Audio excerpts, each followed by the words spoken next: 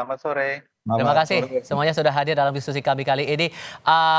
Pak Sumarji, saya ke Anda dulu. Hasil kita 1-1 saat melawan Arab Saudi dan bisa jadi modal kuat kita lah untuk para pemain kita. Bagaimana kemudian bisa memastikan mental para pemain ini tetap terjaga saat nanti melawan Australia?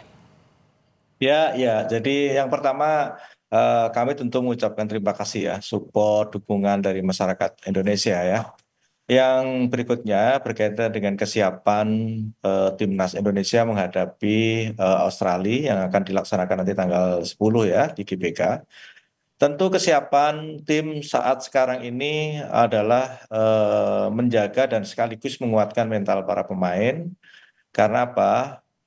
Dengan modal kita bisa meraih poin, mencuri poin di kandang lawan di Arab Saudi. Tentu itu modal yang sangat baik dan bagus sekali buat tim ya untuk lebih menguatkan mentalnya para pemain ketika nanti akan menghadapi lawan berikutnya. Terutama ini kan kebetulan akan main di home ya, akan main di home di Jakarta. Nah, bagaimana kesiapan daripada tim sendiri, terutama berkaitan dengan mental, fisik para pemain? Yang pertama perlu saya sampaikan, setelah kemarin kita tiba di Jakarta malam, kita langsung lakukan apa namanya recovery, terapi-terapi kepada pemain-pemain yang mengalami cedera ringan. Selanjutnya pagi tadi kegiatan rutin seperti biasa. Siang jam 11 kita lakukan gym ya, gym kepada para pemain ditentukan atau dipisah sesuai dengan kemarin yang jadi line up main 90 menit dan dipisahkan dengan yang main sekian menit sebagai pemain pengganti.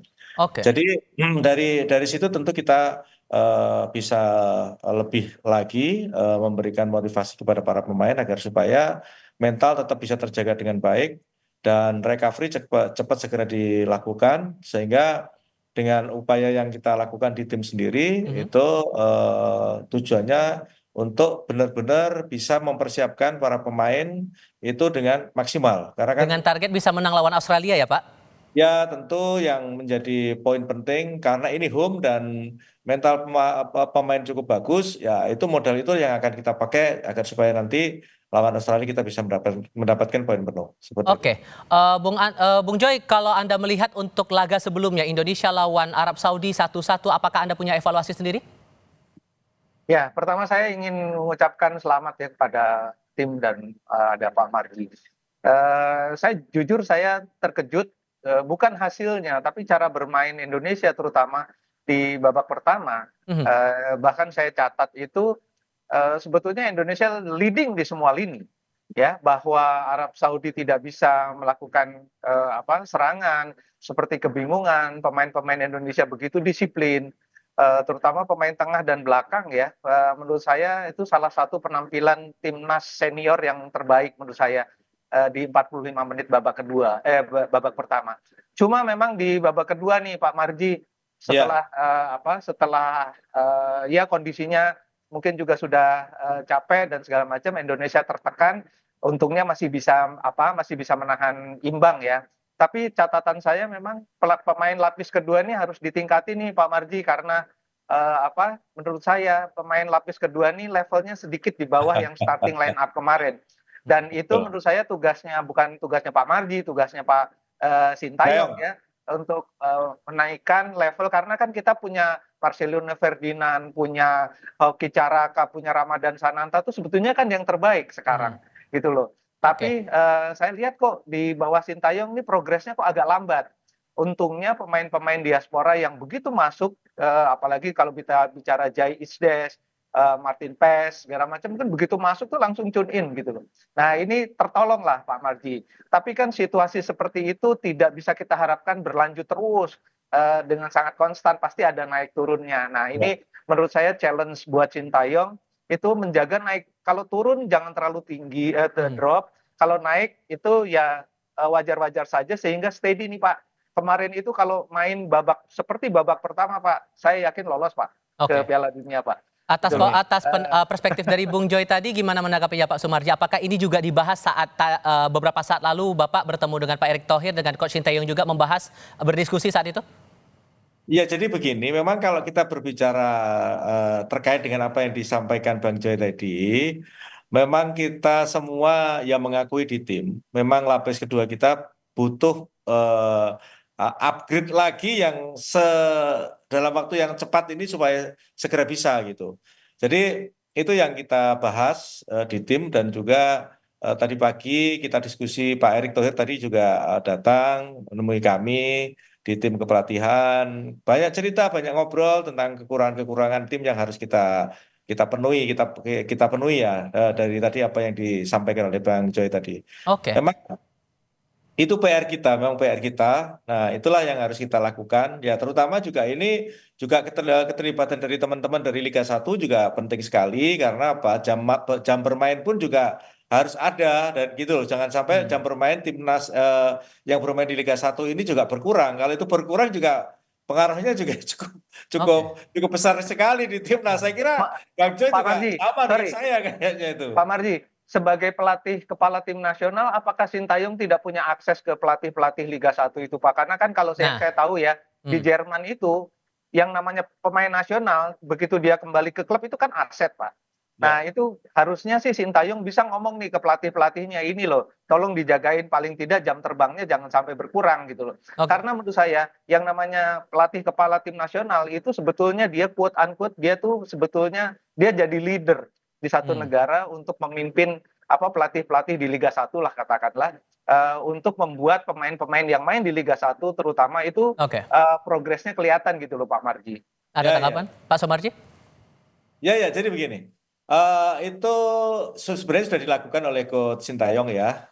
Bisa dilihat sendiri ketika beberapa klub bermain di Liga 1, Coach Sin langsung Oke. datang dan juga tentu itu tujuannya untuk itu sebenarnya. Tujuannya untuk itu, untuk bisa mengkomunikasikan itu hal yang kurang. Nah, tadi juga bagian terpenting yang disampaikan oleh Pak Ketua Umum juga ke saya juga sama. Jadi BTN juga nanti harus bisa mengakses juga kaitannya dengan beberapa pemain-pemain yang dimainkan yang di timnas yang selalu dipanggil timnas ini bagaimana progresnya di klub itu baik klub yang ada di Liga 1 maupun yang di luar Oke. ini harus kita jalankan dan harus kita buat sistem Hmm, maka ke depan memang harus ada istilahnya inilah ikatan kontrak atau ikatan apalah baik. supaya pemain-pemain timnas yang main di Liga 1 ini main di Liga 1 di kita ini maupun di luar itu mendapatkan inilah apa namanya jam main yang Hmm. cukup lah seperti itu. Oke, kalau kita fokus untuk pertandingan Selasa pekan depan, Indonesia akan melawan Australia. Apakah ada prioritas khusus yang mungkin akan jadi concern untuk dilatih kepada para pemain kita, Pak Sumarji?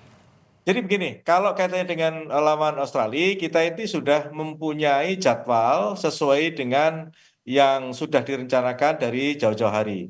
Dan yang perlu kita ingat bahwa saat sekarang ini kalau kita ngomong pemain diaspora seperti apa yang disampaikan oleh Bang Jaya tadi kan ya memang sangat mudah kita di dalam memberikan materi kepada para pemain untuk bisa melakukan hal-hal yang terbaik gitu. Nah, itu yang kita lakukan. Jadi Hmm. kalau kita ngomong soal apa-apa yang berkaitan dengan kesiapan apa yang akan kita lakukan, semuanya sudah kita lakukan dengan sebaik-baiknya. Ya harapannya ya memang kita kepingin dapat poin penuh gitu. Oke. Kalau Bung Joy melihatnya dengan riwayat kita 1 dari 19 kali head to head lawan Australia ini kita yang menang, apa tantangan yang perlu diantisipasi terutama untuk kekuatan dari pihak Australia sendiri agar kita bisa Ya, menang? yang pertama confidence Indonesia kan lagi tinggi-tingginya nih. Cuma saya bilang jangan terlalu over juga karena itu biasanya akan jadi bumerang. Dan harus diingat Australia kemarin memang kalah lawan Bahrain, tapi mereka mendominasi permainan. Ada satu pemain mereka Yengi yang di kartu merah dan itu membuat konstelasi permainan Australia berubah total. Dan mereka kalah meskipun mereka mendominasi pertandingan dan saya harus ingatkan juga Australia ini tanda kutip lebih kuat loh, lebih bagus permainannya daripada Arab Saudi. Tapi Indonesia punya nilai plus yang lebih banyak menurut saya. Menahan Arab Saudi di Jeddah, confidence lagi tinggi dan terutama main di GBK. Hmm. Ini yang akan membuat situasinya akan berubah sama sekali ya. Bahkan awal prediksi saya ketika dulu mendapatkan undian grup, saya tuh aduh ini lawan Australia draw aja bagus nih gitu Hmm. loh ya, meskipun di GBK gitu. Karena Australia saya lihat progresnya tuh banyak. Nah, ini sekarang saya lebih optimis Indonesia bisa meraih 3 poin penuh.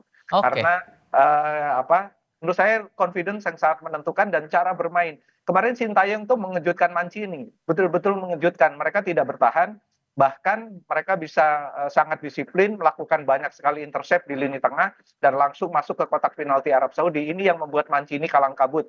Untungnya hasilnya nggak terlalu menggembirakan sih, tapi buat saya ini draw rasa menang ya, karena mainnya di Jeddah dan lawan Australia saya optimis bisa menang, paling nggak 1-0 atau 2-1.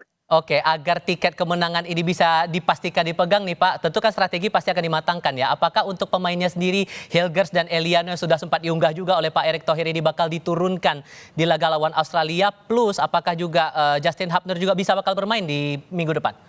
Ya, baik-baik. Yang pertama, kalau Justin sudah pasti bisa bermain karena memang akumulasi kartu itu kemarin sudah dijalankan. Kalau kaitannya dengan pemain baru 2 orang, Mes dan Eliano, dari kemarin mereka sudah datang gabung dengan kami ya sekedar untuk apa namanya berkenalan dengan teman-teman yang lain. Tentu itu proses itu ada di apa namanya di PSSI ya, di Mhm. pemerintah ya, di DPR. Sehingga kalau kaitan dengan proses itu kan masih berlangsung prosesnya. Hmm. Kalau dalam waktu dekat tentu belum bisa karena memang prosesnya masih berjalan. Ya Ah, mudah-mudahan dengan euforia yang ada ini segera diproses dan pemerintah dan DPR segera bisa memproses itu dan baik. mengesahkan itu sehingga nanti dalam waktu yang tidak lama mungkin kita saat melawan Bahrain atau mungkin saat melawan Oke. Cina itu sudah bisa dimainkan seperti Oke, itu. doa terbaik untuk timnas kita Indonesia lawan Australia minggu depan hari Selasa pada pukul 7 malam waktu Indonesia bagian Barat. Pak Sumarji terima kasih, Bung Joy terima kasih sudah berdiskusi bersama kami.